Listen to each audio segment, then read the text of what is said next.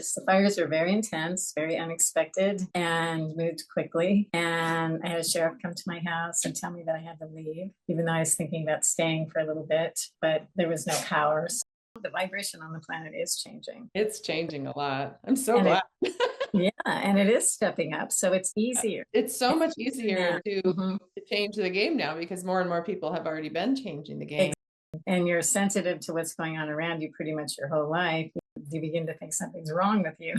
Right? Right. Until you learn that you are an empath and you're a healer.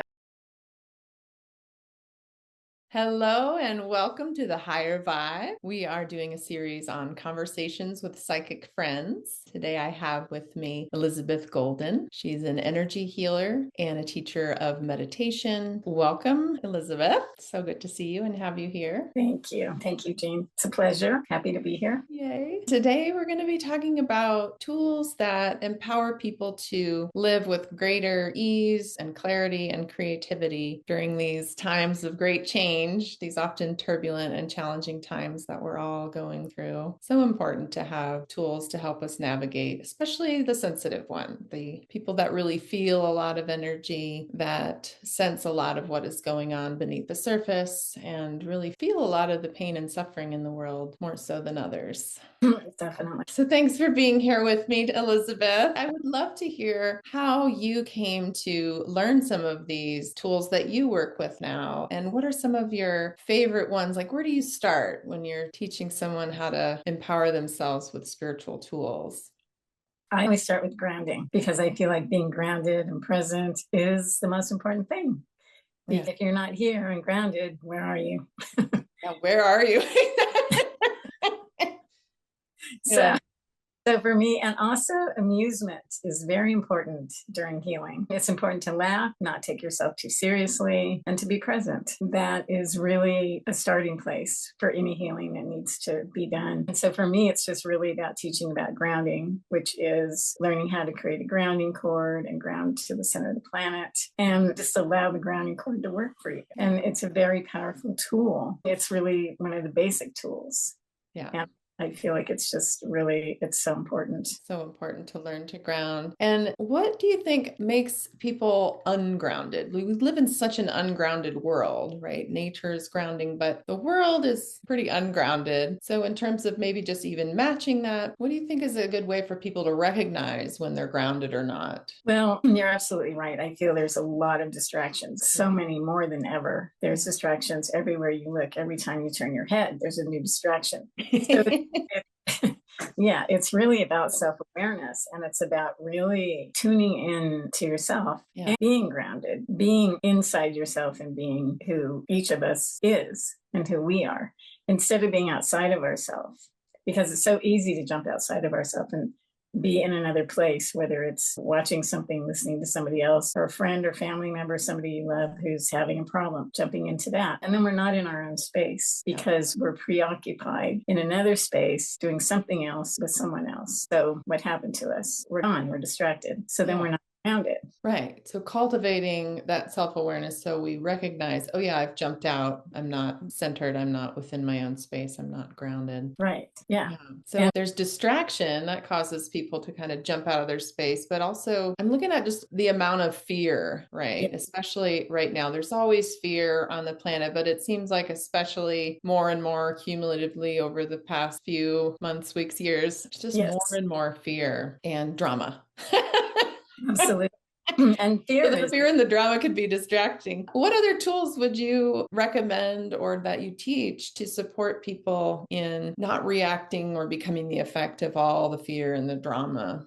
Well, again, it goes back to being in our own space and just really having that self-awareness. It does take a little bit of practice, but once you know the difference between you and not you and being out of your body, it becomes more of a way of life. Just being grounded, being present, being really behind your eyes in the center of your head, being who you are and feeling like yourself. Because with a lot of people, they'll say, oh, I don't feel like myself, or something feels a little off. Yeah, that's such a good awareness to have. Yeah. And then I'll say, okay, just close your eyes and be in the center of your head. And how does that feel? And then they do that and they say, oh, yes, And I say, okay, so just be in the center of your head and be yourself. So they start learning to tune into themselves and their own energy so that they know what it is, because it's so easy. Especially you brought up fear, and fear is the number one thing that can actually get you to get out of your body, because, oh, oh no, this is happening. Yeah. That's happening, and Yeah. it happens all of us. And it's so easy to leave, because what most people don't know is, yes, we have these bodies, but we as the soul come in to have these bodies and have this experience in this lifetime. And really, all of us are more like helium balloons, and we can leave at any time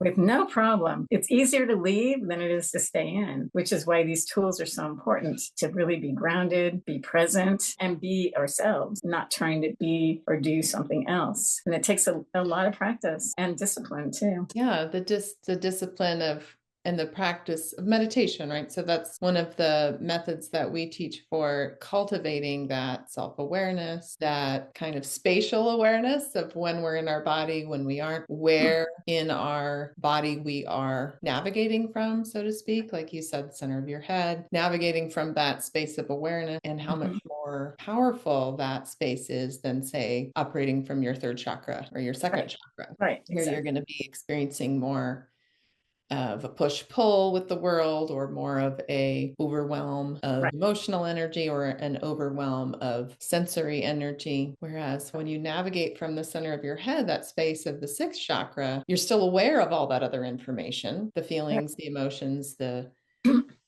tug of war of control energy in the world, and where your energy goes. That's more of a third chakra level of awareness. But when you navigate from that place of the sixth chakra, oh, now you can make a decision. Am I going to move through that energy? You have a power to decide how you're going to respond to all those feelings, rather than just, whoop, this is too much, I'm going to pop out. Exactly. Not that we even think about it, right? It's just kind of a reaction to the overwhelm. Just pop out of the body. Yes. Operate out there. And it's not even conscious. It's really unconscious. It's kind of automatic, because it's what we all do. It's what we've all learned. When the going gets tough, I got to get out of here. Right? Instead of the going gets tough, I need to ground. Yes.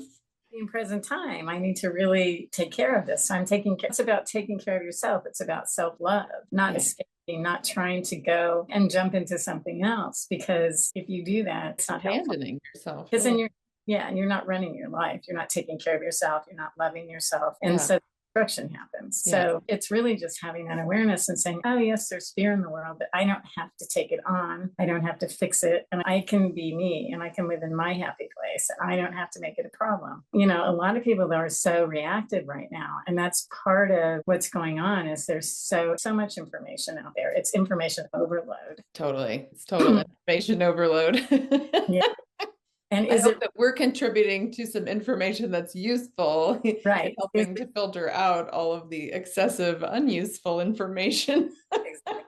Yes, I was just going to say, is it really information? Right. Or is it true? Is it a distraction?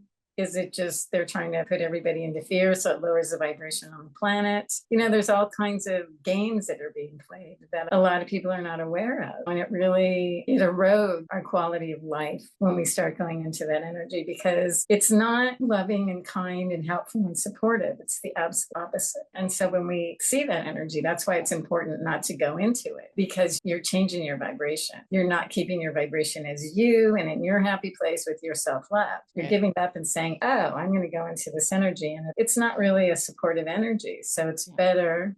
And then instead you're contributing to that fear. You're using your creative energy rather than to create some calm or some peace or some clarity or some positive, creative, inspired energy in the world. When you pop out, you end up by default just contributing to that whirlwind of fear and panic and overwhelm. Absolutely. Yeah. Right. And we want to do the opposite, because those of us that want to help and we want healing, the best thing we can do is be ourselves, be in our own space, and be in our own happy place. Yes. Because that's the energy that radiates out. And that's the energy that's about love. It's about oneness. It's about unity. It's about being together rather than being divided, because the world creates that division. Fear creates division. We see that in politics, right? Yeah. The big game of divide and conquer. There's just this political machine generating so much fear of each other, fear of what's going to happen. Yeah, it's not necessarily true or real either. It's more of a threat. It's an implied threat. It doesn't mean it's real. Yeah, exactly. I love what you said about that grounding is really an act of self-love. It's really self-nurturing and it supports more than just yourself, but it begins with yourself that you can choose to be here, to be grounded. Right. Yeah. First of all, just an act of self-love to say, I can accept myself just in this moment, just how it is, no matter what's going on around me. I can show up for myself, right? I don't have to pop out of the body and go who knows where. Exactly. I get to be right here. It's a beautiful awareness to have to just, oh yeah, I'm going to be present with myself and with whatever's happening as an act of love that includes myself. And then it's also about being neutral and having neutrality and not having an overreaction to something. Yeah, let's talk about neutrality because we that word, and I wonder what meaning that word conveys for other people. When I think about neutrality, we're kind of pointing it out energetically. But one way I look at it is, well, you're not being for or against whatever you're encountering, but just being with it, right? What other ways would you describe it if you had to put neutrality, like what we're pointing at, that vibration of neutrality? How else would you describe that? What other ways do you convey that? Well, it is about being centered within yourself and not going either way, because both ways are an extreme, right? You want to be on the middle path and really on that path and hand in hand walking Buddha, right? I think that'll bring in the amusement if you imagine. Right? Because Buddha was going down the middle path. Yeah. And Buddha is obviously a master. And when you want to help and you want to teach and you want to be supportive, you want to help empower everybody around you. Neutrality is a great way to have your own power because then again, you're not divided, because if you're not neutral, you're divided. And so again, there's that resistance, right? You're putting your creative energy, instead of your creative energy going into what you'd like to create in the world, it's going into resisting. Right. Exactly. And we divide. Sometimes we divide against this or that or whatever in the world, but sometimes we also divide against ourselves because there's a reaction. We have a reaction because we don't like something that we see out there. We're against it or we're for it or whatever. And then we get divided within ourselves. And what does it do to our body? Again, it goes back to being present, self-love, and taking care of yourself. So if you're going to love yourself and take care of yourself, you're not going to be divided, because division doesn't help any of us. It keeps us out of our body and it keeps us focusing on something. Right. It kind of binds our power, our creative power in the negative rather than the positive. Exactly. Right? In a destroy kind of vibration rather than a create the new vibration. Yeah. Challenging one, I think, for so many of us during these times when there's so much of that division and so many voices, polarized voices, to convince everyone this side's right, this side's wrong, right? I'm right and you're wrong. Yeah. And then it's about division. Yeah. And there's really no space or permission to see it from a place of neutrality. Like, well, there's probably information that's correct on both seeming sides, and there's information that's not correct on both seeming sides. And, it's not black and white. I think there's so much of this programming in the world that says it's black and white. You're either for or against, and you got to be on the same side. Right. Yeah. And then that's where the vibration gets lowered, right? Because the serious energy comes in. Yeah. Oh, are you for that? Oh, are you against that? Oh, right. And just even saying that, vibration starts getting lower because it changes everything. Yeah. And we're divided, right? So when you go back to self-love and in your own space, the totally changes into a much better vibe. Yeah. Right?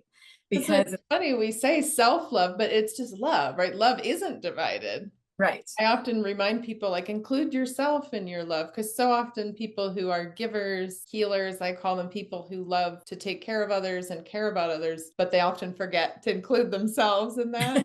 So that's why the term self-love is very important, but yet self-love doesn't exclude others either. No. It's not exclusive. It's still just love. Yeah, it's inclusive. Yeah, such a beautiful. But we have to love ourselves and take care of ourselves so that we can love others, because it starts with us. It starts with our vibration. It starts with the love that we have and that we share. And if we have an open heart and if we're willing, that's a really important part. And the world doesn't really function like that. The world doesn't teach this. In fact, Not at it's more all. withholding, right? It has the anti-teaching of love, right? It teaches mostly fear, competition, scarcity, lack. Exactly. None of it's really true if Yeah. you really look at it. It's something that's been created to keep the fear vibration going. And the fear vibration keeps everybody at a lower vibration. And then it keeps the planet and everything at a lower vibration. And if you look at this beautiful planet we're on, it's amazing. It's incredible. There's so much beauty everywhere. So it's just remembering that we are a part of nature, and nature is all powerful. I mean, we're talking about spiritual tools, but also just practices. Connecting with nature is very simple. Connecting with nature is a really easy way to clear your energy. Just go out, be in the sun, connect to whatever part of nature you like. There's mountains and You live near the ocean. yeah, Yeah, exactly. the powerful healer. Yeah. Absolutely. So it's just really, again, going back to simplicity, going back to what's easy, what doesn't create stress, what doesn't create drama and trauma. And again, going back to grounding, ground, being centered, being present time rather than living in the past, stuck in something that happened that you can't do anything about, or projecting into the future, which hasn't happened yet. Right. Being present is the most powerful place to be. Present time. There's nothing else, right?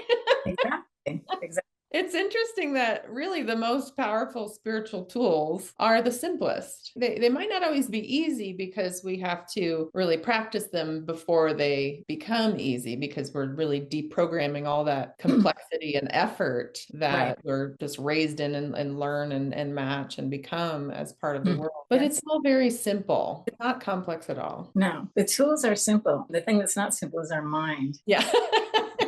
Our mind wants to make it so complex and yes, mind gets in there because our mind wants to run our life. Our ego comes in, mind and ego, they're buddies. And they're like, we're in charge here. You're not in charge. But they forgot we are in charge. We are in charge of our lives because we are the soul. It's just a reminder and then a decision, really, to recognize, oh, I've unconsciously let the mind, the ego, jump in the driver's seat for a moment. And maybe I should jump back in the driver's seat as the soul awareness that I am and forgive myself. Yes, of course. For letting that ego and mind jump in there for a while. And most people really don't even realize that because, once again, we're not taught that. And so it's so focused on education. You want to educate yourself, and education is about the mind, right? It's not about you as a Exactly. This comes up so often in conversations with psychic friends, is that difference between the way the world wants to approach education is purely the intellect. There's no space in our current educational system for recognition of spiritual awareness and presence. It should be a balance, right? It's important to develop the intellect as well and learn about the world and learn about history and be able to communicate and articulate. Those parts of developing the intellect are important. Right. But that's all that we're taught. But actually, that's just a tool, the intellect. That's not who you are. Right. Then people walk around really believing, identifying with that as who they are. Right. All of intellectual knowledge and information, that way of seeing from the intellect. And when you think that's who you are or what you are, you're missing out on this vast resource within you. Yeah.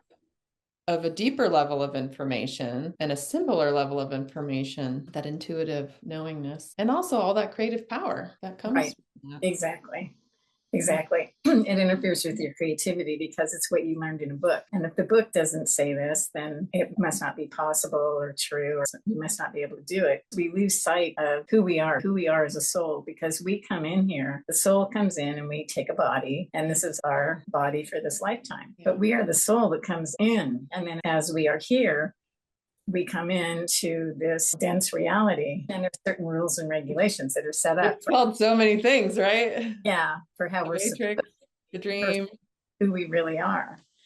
So there's not a lot of permission for us to be who we truly are, because there's really not a lot of support unless you start branching out and going into more spiritual groups and people who have this type of an awareness. Because really, we didn't come here just to learn from books. We came here to express ourselves as the soul that we are. And we all have different gifts. Like you said, it limits the creativity, because if you didn't learn it in a book, then it must not be acceptable, right? Right.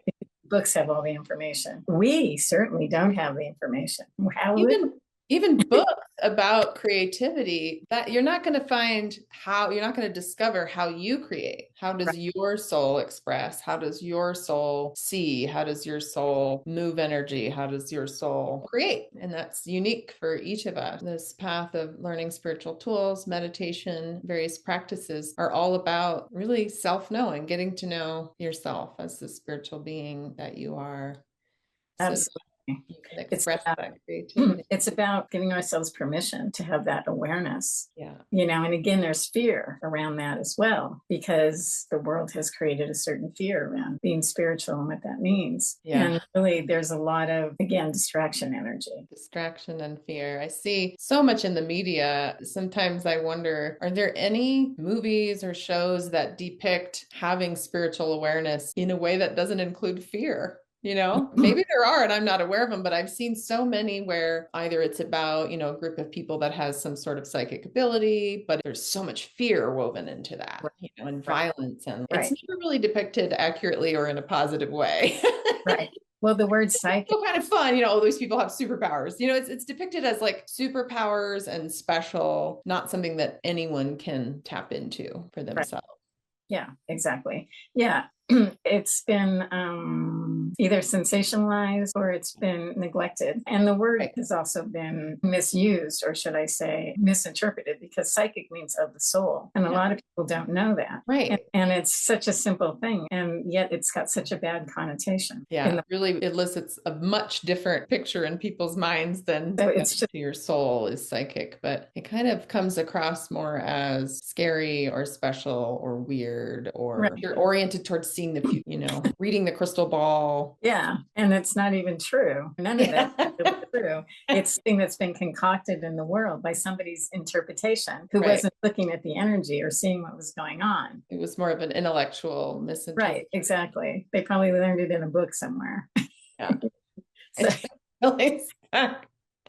somebody said that this is how it is, and then it believes it, and that's called programming. Why does anybody believe that? Yeah, it's sort of the collective agreement of pictures, right? The collective mental concept. Now, I think it's starting to shift. I see certain words like soul and psychic used closer to their correct meaning, or to what we're pointing out when we use those words. It's definitely moving in the right direction. Yeah.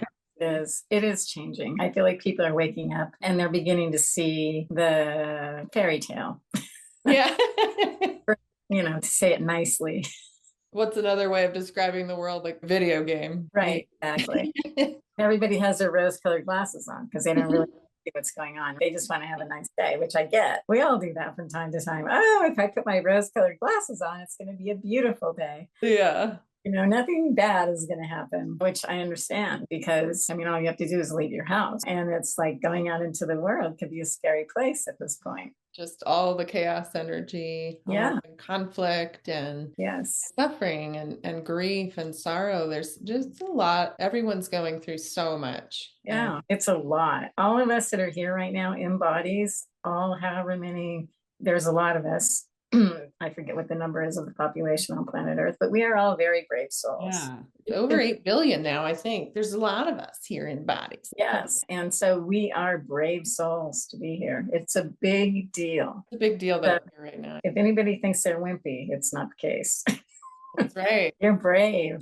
Yeah, you signed up for some important, fun times on planet Earth. This takes my thoughts back to something you mentioned earlier of just how impactful it is to be in your happy place. You talked about it as being in your happy place. And I don't think a lot of people realize that. I think some people think it's selfish, right? If there's a lot of suffering going on around them, that they might feel like they're being selfish if they're just trying to be in their happy place. Which you don't get to by trying, but just by accepting and being with what is. But I think it's so important for people to recognize how impactful that actually is. Like you said, the way that you described it was it changes the vibration around you. If you walk into a room where there are a dozen people, let's say, who are in either a place of intense fear or pain, of emotional pain of some level, if you're just remaining in that centered place of your joy, that gives everyone in that space an opportunity to match that, even just a little bit. That doesn't mean they'll just like instantly go from whatever panic or stricken space they're in up to that joy, but it gives them the space and permission to let go. Right. Yeah. Because in joy, there's no holding on, and Right. so it gives them that space to let go. Whereas if you match the energy in the room and just go into the fear or whatever it is, then there's no space to change. Exactly. So important for people to recognize, not from a place of like, oh, look how powerful I am, that I'm changing the energy in the room, but just like it matters. Right? Your energy vibration and taking care of yourself so that you can let go of heavier energies that you don't need to hold on to, so you can maintain as much as possible that inner truth and sanctuary of joy. How impactful that is. And it's important for people to know that matters, Oh, absolutely. It is important. And it's important for, again, to be in our own space and to be present and to be grounded. And if you go into an event, say a room full of people that are perhaps in a different vibration that you go into, like you said, maybe there's some kind of sadness or something going on. And if you go in with awareness, and it's not like you have to be the shining star in the room, but you come in at a vibration of neutrality and love, and it can change the vibration in the room,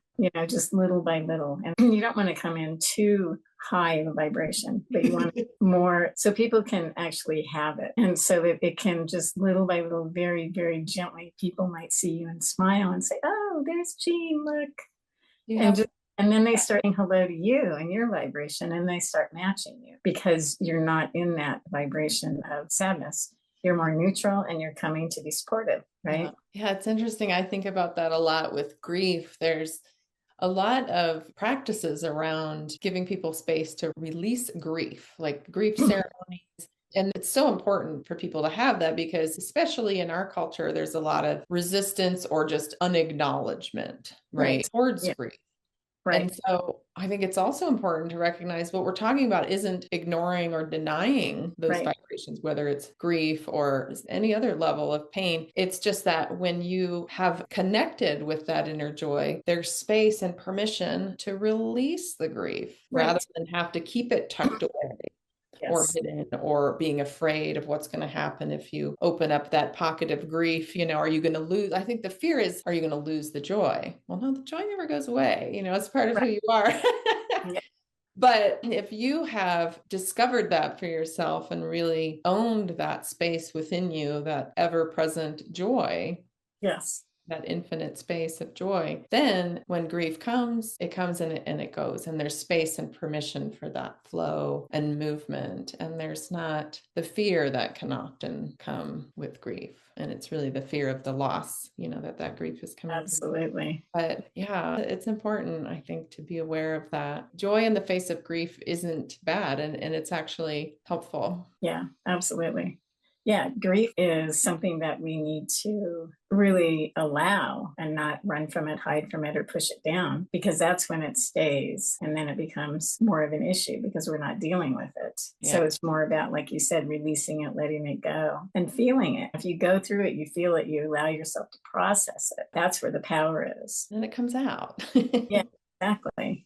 Because you say, oh, I'm feeling sad, or I'm upset about this. And sometimes it's a process. Sometimes it doesn't just take a day. It might take a month. It could take a couple of years. But it's in the allowing and allowing ourselves to have that rather than pushing it away and running from it. Because then that creates a whole other thing. Back to what are we distracted by and are we present? Right. It can push us out when we're not giving ourselves space to feel. Exactly. Yeah. Exactly. So it's all part of self-care, self-love, nurturing ourselves. Yeah. Taking care of our inner landscape so that we can respond to the landscape with greater presence and creativity. And oh yeah, definitely. Moving the gene. Yeah. And spiritual tools are so helpful. They're so empowering. And to me, they're absolutely priceless. I actually don't know how people live their lives without spiritual tools. Yeah. I'm so grateful every single day for the spiritual tools that I've learned and that I have that I can use. And I can help other people too. A blessing and a gift for all of us. Do you have any personal examples you can think of, like the before and after, how you experienced yourself and life before having the kind of spiritual tools that you now work with and teach and share with others versus the after? Yes. Well, I was always really sensitive, but I wasn't aware of it, right? Because it's not the word that most people use. They don't say, "Oh, you're just too sensitive." If there's something going on and you respond to it and you're sensitive to what's going on around you pretty much your whole life, you begin to think something's wrong with you. Right? Right. Until you learn that you are an empath and you're a healer. And that took me quite a bit of time, where I was doing a lot of inner soul searching and looking for teachers and guides and trying to really find my way, because I did feel like, why am I different from everybody else? Yeah. You You know, knew and something, right? You knew there was something yeah. you were seeking. Like, there's something that can help me understand and address this thing about myself that I know is unique or different or sometimes too much. Yeah. So it was just, I was searching for some answers because I didn't really feel like anything was wrong with me, but yet I felt like I was so different. So I needed to meet some other people that were different like me, kind of like the same vibration and the same sensitivity and the same type of experiences in life. And so finally I did meet my group, my teacher, and I know we both have the same spiritual teacher, the wonderful Michael Tamura, who is an angel. Yeah. Hello. Very blessed to have him as our teacher, guide, friend, and just really overall wonderful being on this planet. And that was how my life changed. Just really learning the tools. And when I met him, and I met my friends like you, other people that community, kindred souls. Exactly. And it's been a blessing, and my life has changed. It's out of recognition, really, who I used to be, because I didn't understand. And I think that a lot of us go through that, especially those of us that are sensitive and those of us that are empaths and healers, and we don't even know it, because nobody tells us when we're little kids in school that we're different in that way, right? So, and also, I love how you said in that way. There's more permission. There might have been a little bit of, you're different. Like, I think there's a lot more permission now for the kids. A whole lot more. Everything's starting to come out, including all the spiritual stuff. And I think people are finding their way. They're finding their teachers, they're finding tools, they're finding themselves ultimately, because it's really not about finding something else. It's about finding ourselves and finding the way. Yeah, people might start by looking out there, right? Seeking answers out there. But ultimately, no matter what path or method or body of information you find or teacher you find, if it's correct for you, it's going to be pointing you back to finding your inner beingness and discovering more about who you really are. Absolutely. And we have to be willing, which is what I always say, is if somebody wants to really wake up, we all have to be willing. Because even if you find the right teacher, you might not know it if you're not willing and you're not wanting really the help. Yeah, I think if someone's not willing and they don't recognize it, then there might be like the excuses that come to mind, oh, I can't because of this. Right, exactly. And it is the mind. Yes, they come to mind because the mind doesn't want to be kicked out. The mind wants control. The ego's like, I'm in charge. And then that's where some people get lost, because the mind and ego are running their lives rather than they are in charge as the soul that they are. And that's okay too. Everyone comes to that middle path, as you were calling it, that I sometimes call it the more direct path. But yes, middle path in their own timing and way, and I call it the more direct path because until we're on that direct path, we're kind of all over the place. And it appears to take a long time while the ego's in charge or while that part of the mind's in charge. Right. And when there's that willingness, when our inner being is like, okay, what does it take though to get to that willingness? I notice sometimes people have what we might call the dark night of the soul, or that 2x4 over the head moment. Oftentimes there's something that happens that's either sudden and triggers a moment of, I need to change something. And sometimes it builds up and a soul just gets to a place of outer circumstances being so difficult and there's so much despair or hopelessness or whatever that it kind of wakes you up enough to go, something is wrong here and there's got to be a better way, right? There's got to be some more joy and happiness somewhere. Yeah, exactly. Exactly. And then they finally turn within or crack open that door of willingness. Yes, yes. It's really, it is an individual thing with each person. And usually it is something difficult, something bad has happened. It would be nice if it was all roses and sunshine and lollipops, but it's not. It really is the negative things that each of us go through that helps define us and helps us grow and helps make us a better version. In a way that makes those positive as well, even if they're difficult. Like you said, it would be nice if we could come to things without all the difficulty, but oftentimes that's the tension that creates that kind of awareness, that kind of waking up enough to go, okay, why is this so, part of it is it doesn't need to be that difficult. Deep down within, we're like, got to be a little bit, easier or better. And then we start to look for that. Exactly. And again, it comes back to just really having awareness and not making the problem our life story. Right. Whatever it is. And sometimes some people make a problem, something that happened a long time ago, their life story. I can't do this because of that.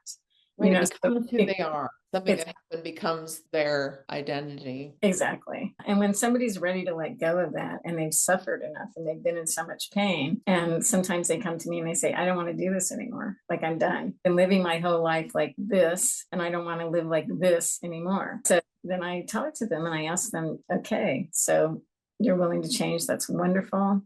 Good for you. And then I start teaching them some tools, teaching them, of course, first ground, be present. I also teach them other tools, how to release energy, how to refill themselves with their own energy, and how to really set their space and create space for themselves to be here. It's huge. Yeah. It changes everything. I mean, it did for me, and I'm sure it did for you as well. These tools. It's total game changer, total life changer. Yeah. Sure. And it's empowering. You don't have that victim energy anymore and feeling stuck. Oh, I can't do anything about this. This happened to me and I just can't do anything about it. It's my legacy. I'm stuck with it. That takes me back to the willingness, because so often people don't even realize they're operating from that victim mentality. We're calling it victim mentality, which is really just being the effect of anything that happened to you, and there's nothing you can do to change it. And you're just the victim. Everything's happening to you. To be willing to go, actually, I'm creating and I can create something different. Exactly. That's huge. And I think you're right. It takes a certain amount of pain and suffering before someone is just, I can't do this anymore. They get to that breaking point, or there's got to be a better way. Yeah. But that's a little bit of needing to surrender, right? To let go of where the ego is just, ego is a victim. So identifying with that being a victim, it takes a lot of willingness to it does. Let go. Yeah. Not everybody's ready. Some people, they think they're ready and then they get scared because the energy starts coming up. Because when you come in and you learn the tools, what you're doing is you're starting to release the energy, right? Whatever it is that's been keeping you stuck. And so you start releasing it, and then you might see the energy and then you get scared and run away. Yeah. You think about it, that's really the ego and the mind, again, keeping you stuck in the fear so that you won't let it go. Right. But all you're doing is suppressing it, and it's still there. So it just depends on how each of us want to live. And, are we going to let that game continue? And if you look at the world, it's the same game. Yeah. Divide and conquer, pain and suffering. It's not a good game. And so when you have spiritual tools and you start waking up and have awareness, you start being in your own space and you start having the joy, all the joy you're talking about. And love, and you think, okay, I can live my life a different way. You can play a different game. Yeah. And when you're playing a different game, it invites others to join in and play a different game as well, or create their own game, and not need to feel like they have to play the game, the dominant game that's happening on the planet. Right. Just be a victim to that. Like, there's no other game. I can't make it up. I can't do anything different. Just gotta play this control and fear game. Yeah, exactly. It's so empowering to recognize, like, actually you can create from a different vibration, a higher vibration, and it's a lot more fun. It's a lot more fun. And, really right now, the vibration on the planet is changing. It's changing a lot. I'm so glad.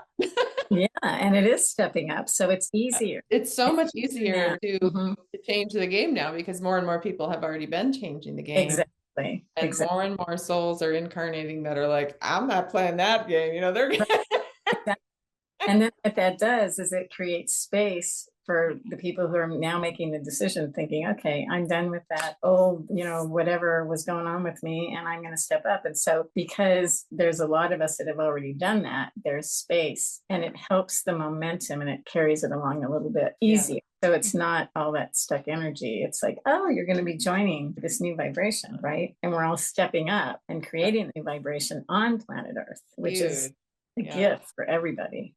This is definitely a big year, 2025, to see, I think, both the culminating effect of the past 10, 20, 30 years of more and more people being ready for this kind of change. Definitely. As well as all the souls incarnated during that time and coming in now that are just at that higher vibration and no longer playing the old game. That's right. Right. So what's the new game we're creating? What's the new game all about? Since we're not going to play the old control and fear game. Exactly. About the love and share and cooperate and create game. Exactly. And being the light of the world and shining our light, guide people. I mean, it is easy. It's not so difficult. It is easy. It's just if we get out of our own way and we are who we are and not allowing ego in the mind to control us and just letting go of the stuck energies, it's really simple if you allow yourself to heal. It's really just the mind, like you said, that makes it difficult, brings in those artificial limits or blocks, all the fear. Yeah, the stories, the pastime stories. Yeah. We can't do something. We can't do. And then it has all this proof, right? Because of this and that and that and that. And it just goes on and on. We have lists and lists and excuses and reasons. Lists of proof as to why you can't. Yeah, but what does it do? Nothing. It just keeps us stuck and unhappy. Yeah. If you listen to that, you won't get anywhere. Exactly. Things won't change. Yeah. So it's just really embracing your light, having your amusement, being grounded, being in present time in this moment, because this moment is the only thing that's happening. It's the only thing happening for me right now, talking to you, right? And amusement, it's so important. When I was talking about the list, it's like amusement is really all about you hear and see that part of your mind, right? That's giving all this proof for why you can't or why you should be afraid or what all of the of the mind. That amusement comes and just laughs at it rather than believing it, taking it seriously and going, oh no, that amusement is just like, well, isn't that interesting? Like, well, really, you think that? Like, you can laugh at your mind instead of believing it. Well, having amusement is also about going into our inner knowingness, right? And our certainty, because we start laughing saying, that doesn't even seem real. Yeah. Sometimes, the laughter might be inappropriate. We have to laugh quietly to ourselves, but it's kind of like something comes up and you think, no, that doesn't seem real. It's just really, again, that's us being in our awareness and having our amusement about something rather than going into the seriousness of, oh my gosh, what's going on? You look at it and go, no, that's not what it is, because we're in our certainty and we're in our awareness. Yeah. That's part of being who we truly are as a soul, because that's the part of us that has that awareness. Yeah. Trusting ourselves. Trusting it. That's the huge piece in the practice, is learning to trust it. Absolutely. Yeah. Some of us came in not trusting our own probably not. Our own voice, or we maybe had that trust developed in a past life, but then kind of got it knocked down a little bit with various programming on the planet. Right. Exactly. So just learning to trust again. Yes. Yeah. Do you want to share anything about your experience during the fires in the LA area? Because you live in that area. Do you want to share anything about how these tools helped you navigate in that extreme environment of fear and chaos and panic and uncertainty? Yes, the fires. The fires are very intense, very unexpected, and moved quickly. And I had a sheriff come to my house and tell me that I had to leave, even though I was thinking about staying for a little bit, but there was no power. So I thought, okay, I better leave. And I have 2 dogs also that are puppies, and one's 3 and one's probably a year and a half or so. So I had to pack everything up and pack them up and tell them what was going on so that they would know, because they're dogs, but they're very smart and very aware. And I didn't want them to be scared either, because they can also feel the vibe in the air, because everybody was scared. It was very, very quiet here. And the news and the sensationalism of the fires and everything was just raging out of control. I did end up leaving, and I evacuated for 9 days. I stayed in Santa Monica, and I was very, very lucky and blessed by the situation that was presented to me, because my dogs and we had our own space. Yeah, you had a safe And so it was really good. But it was really, I would say, emotionally, the energy in Los Angeles and the fear and everything, it was at a 10. Yeah. It was very, Maximum yeah. No, intensity. and the news was not clear. You couldn't really tell. Like, I Right. didn't know my house was still here, because You didn't even they, know that whole time if your house yeah, was burned or not. Yeah. yeah, especially the first couple of days, because they were saying the fire's coming into Topanga, and it's coming over the hill, and then all these places that I just love, they're restaurants on PCH that are towards the bottom of the hill where I live, are gone. Wow. And so it was just really so much complete devastation and unbelievable. I still think it's unbelievable, and it's just really. Being able to ground during that whole time is Oh, huge. yeah. I can't imagine trying to make sense of anything or pack up and leave quickly, or the intensity of the collective fear and emotions going on without just being able to ground and let go and It's know very, your own energy and know your own space. yeah, it's very scary, and it's the energy of threat. It's Right. like threat that something bad's going to happen. Right. And so the most important thing really is, again, to ground and to be in our own space. So I was, practicing my tools and grounding. And also I called in a lot of help, angels, extended masters, all the light, basically. And I just surrounded my house and the whole area, everything around here, as much as I could, just energetically protecting it and protecting everybody to save their properties and not have the fire raging and destroying yet another community. Yeah. So, and we had fires on both. I had fires on both sides of us, both sides of where I live. There was one coming from the Palisades, and there was one coming from Malibu, and it was coming right at us. Really surrounded. It was Called in all that support on a spiritual level and grounded, and that made a huge difference. I feel like it helped, and I checked it when I was gone. I kept checking on it, making sure, talking to spirit and asking for help. And also, not just for me, but for everybody, and helping to put the fire out and stop it from spreading and going further and further, because there was just so much devastation, and it all happened so fast. So fast. Yeah. The scary part, like, it completely wiped out the Palisades before we even realized what was going on.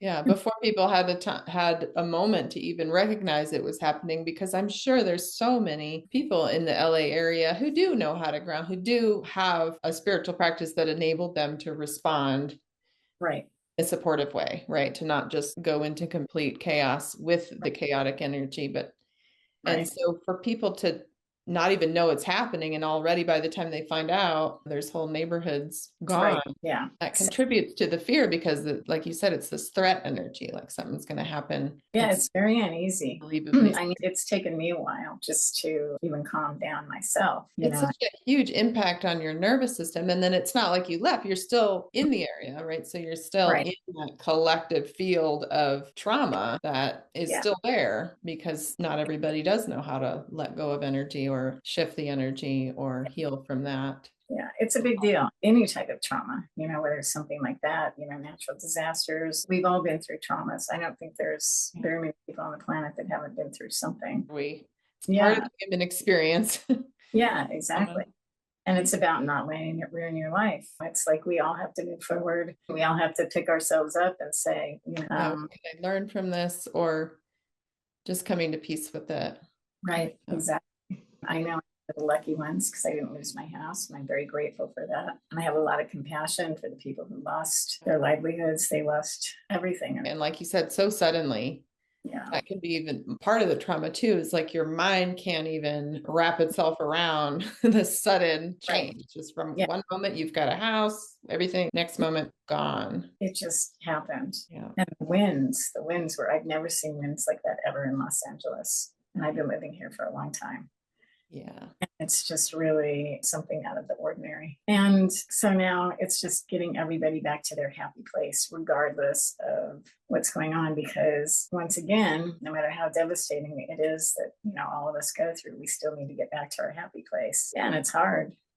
Yeah, and it might sound awkward or awful to say this, but sometimes when we lose everything on a material level, we recognize that there's something within us that can't ever lose anything. And Exactly. that's the part that we have to rely on when we've gone.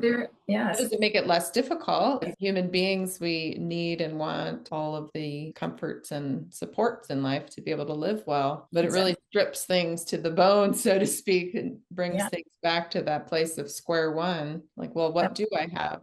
Absolutely. I have myself and my inner strength. I have spirit with me to guide those next steps. Absolutely. It brings the community together too. I just this in watching, what happened in Maui and just other natural or unnatural disasters Right. that happen where there's just so much instant devastation and loss. The community comes together, people come together. Yes, absolutely. The local community and the more global community to support everyone. And that's another silver lining, so to speak. I know sometimes it's hard to talk about the positives when people are in that devastation, but it does show people what's real, the love and the support and the community. Absolutely. The inner strength and of spirit within. Yes. It helps us set our priorities too, in terms of that being, what's the most important. Right. Exactly. Stuff is nice, but it isn't. Yeah, it's definitely a lesson and a spiritual lesson, because if you lose everything physical that you have, you realize that, yes, it was important, but you can do it again. Yeah. And you can recreate. You can create. And not let it destroy you. And, with some people, it's very hard for them to move past that because it's still very recent. Part of the shock and trauma that in the mind holds you frozen in that moment of loss, shock of it, of there's nothing here, there's nothing left. Right. It's a pretty tough spiritual lesson, though.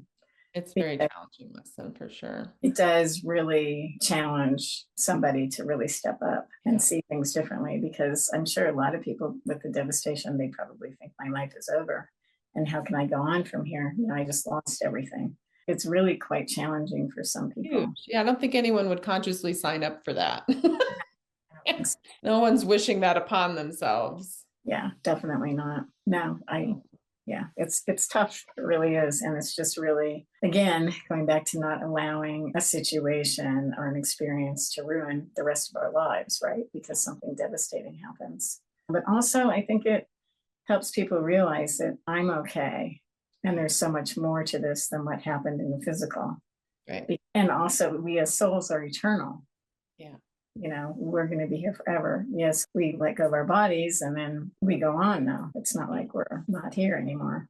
That's a lot of also with spiritual awakening that people realize, is that, oh, I've done this before and I'm going to probably do it again. And it's all an experience. And then it's also having our mastery so that we're not attaching to these experiences that happen to us and we think are ruining our lives, like the event of a fire, because it really can ruin your life.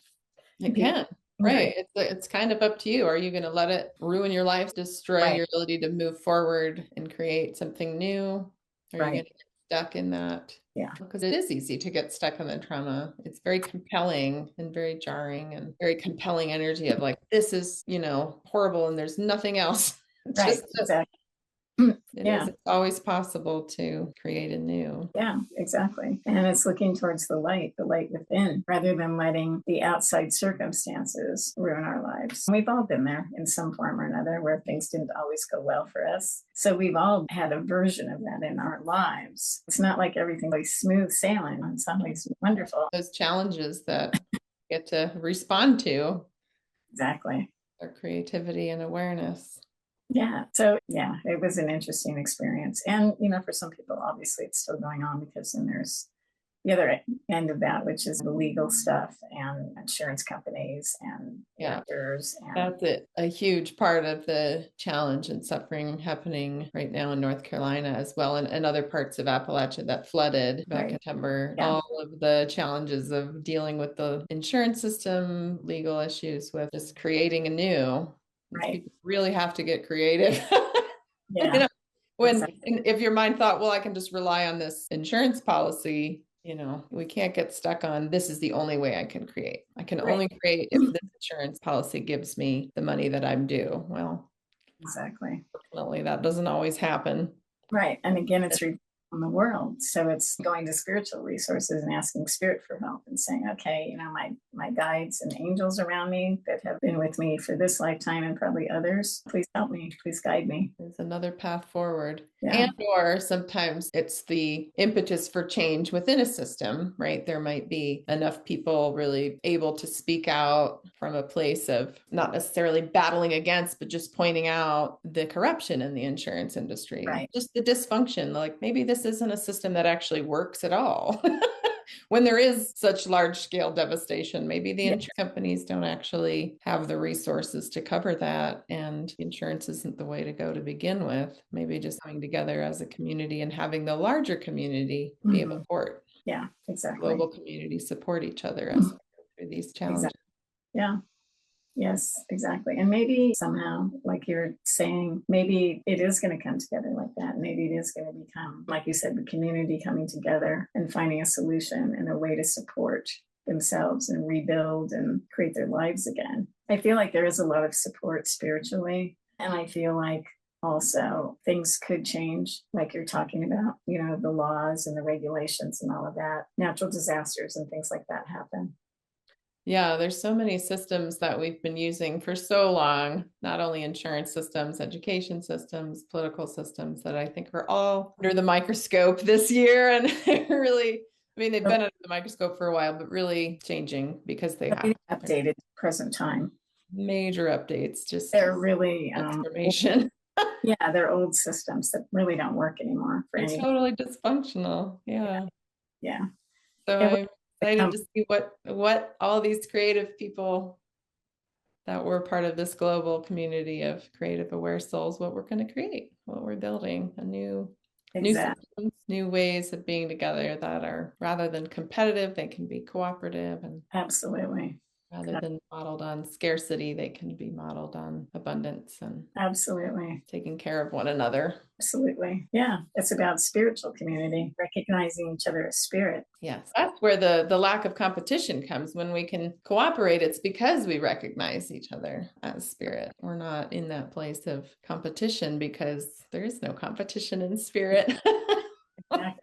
It's the oneness. Yeah, can support each other as humans because we recognize that we're all that inner beingness. Yeah, exactly. Yes, we're cheering that on. Yeah, definitely. Thank you so much for sharing your experience. I know that might be still kind of raw. It wasn't that long ago, but I know that because you have practiced for so long, spiritual tools that really support you in being with any circumstance, even if it's traumatic or intense. Yeah. Able to navigate that. And still the body needs that healing time of letting go of the tension that builds up in the nervous system when there's a lot of fear present. I'm glad that you've been moving through that. Yeah, thankfully, with help. None of us are an island. We all have our community, which is great because that's how we heal. We heal through friends and support and other people because the body takes a hit when something like that happens, and the body is slow to recover. And so time heals all. Yeah, giving things time to move, that Absolutely. energy to move, and things can take time for the body. A spirit, you might have just adjusted quite quickly to the new, okay, this is what's happening. The body takes time to Absolutely. recalibrate and let go of that. Yeah, the body's resilient because we're also leading the body and we're telling the body it's going to be okay. Right. You're going to be okay. You're going to be fine. You're setting that vibration for the body, healing and coming into the wholeness. And again, just connecting to ourselves and being present, grounded in the center of our head and asking for help from spirit. Yeah, being willing to receive. Excellent. Yes. Thank you so much for communicating with me today about this. Oh, thank you. It's fun. Never know what you're going to discover on Conversations with Psychic Friends. True, because we're in present time and we're yes. We'll see you next time. Hello. Thank you so much for being here. We appreciate you watching. I hope you enjoyed what you saw. If you did, go ahead and hit like and subscribe. Share this with friends. Really helps us out, and we really appreciate it. And we look forward to seeing you next time.